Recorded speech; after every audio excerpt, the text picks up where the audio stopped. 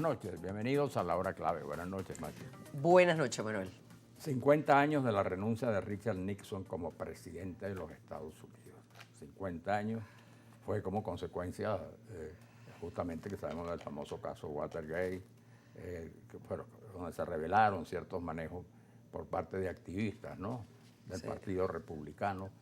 Es lo que se consideró de alguna manera una práctica inusual y tramposa de alguna manera en la política norteamericana, que dio pie a un juicio que duró 2 años, hasta que finalmente, pues en 1974, se convirtió en el único presidente norteamericano en dimitir de su cargo como consecuencia, ¿no?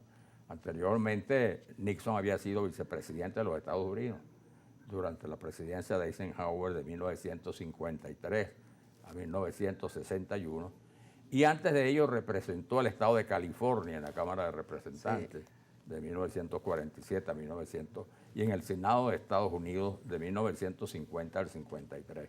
Pero su mandato, es importante siempre considerarlo, marcó una época en la política norteamericana, pero ya en la política mundial en aquel momento. No olvidemos que estábamos en el contexto de la plena guerra, de la Guerra Fría. Lo que se llama la Guerra Fría, sí.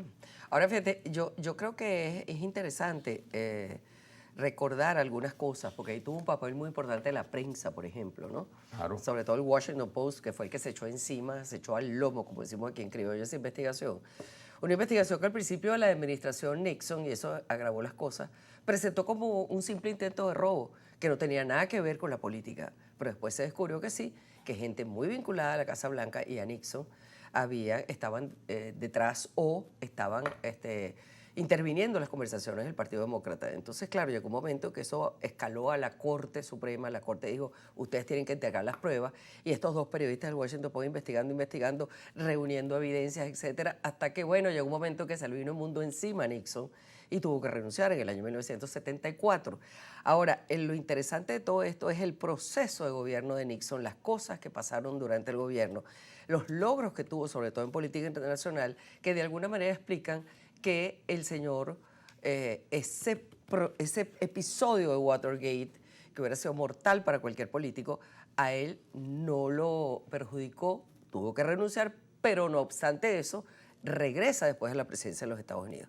Entonces tiene un segundo periodo, una segunda administración en donde también logra cosas muy importantes, como tú dices, en plena Guerra Fría, que era un malabarismo muy complejo. Importante, pues, ¿no?, en exactamente, la política norteamericana. Entonces vamos a hacer la pausa y regresamos con alguien que está muy enterado y ha estado investigando mucho sobre ese proceso de Richard Nixon.